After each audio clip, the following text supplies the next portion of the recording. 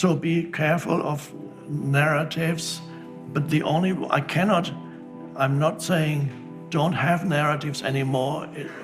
First, get in touch with the stillness within. Then you'll notice from there that when the narratives still arise, you can smile. Or before you know it, you might have been talking to somebody about your story, and then you notice it and you can smile, and then you realize you don't really need that story anymore. You are then always fully in whatever activity you're doing. It's not being obstructed by some kind of story in your mind. Then you can give your fullest attention to whatever you're doing without interference of some entity up here that doesn't really want to be doing it for some reason.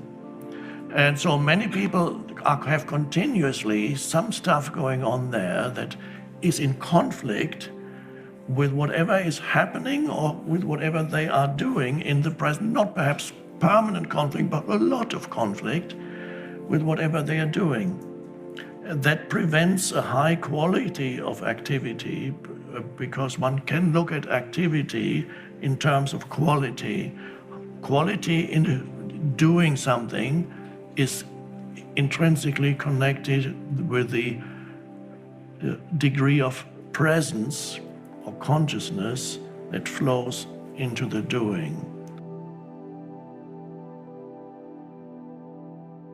And because there's mental interference, it creates the thought of the next moment where you would rather be, because the next moment is always a thought.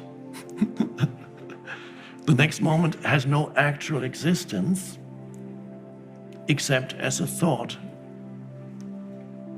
Isn't that interesting? There is no next moment unless you think about the next moment. I have to think about that. Now you can't. Is that true? I have to start thinking. Is there no next moment unless I think about the next? Let me think about that. I'm getting very confused. It's actually quite simple.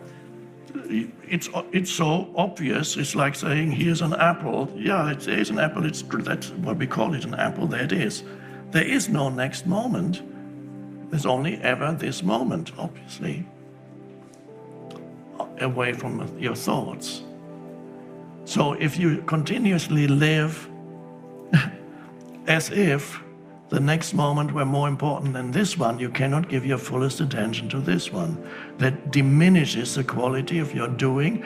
It decreases the your connectedness with true intelligence, where creativity comes from, inspiration comes from, which can then not flow into what you're doing, or only trickles. Little trickles might still flow, but perhaps not even that.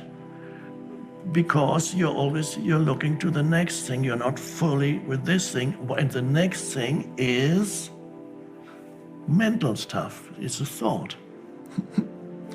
So that's another aspect of the interference of narrative, because even the next thing is a small narrative in your head, and that tells you, I need to get there. I'd rather be there already, therefore I need to get this out of the way quickly. And then whatever you are doing here you're not fully present with it, which is reflected in the quality of the doing, which has infinite repercussions, because other people are affected by it also. And so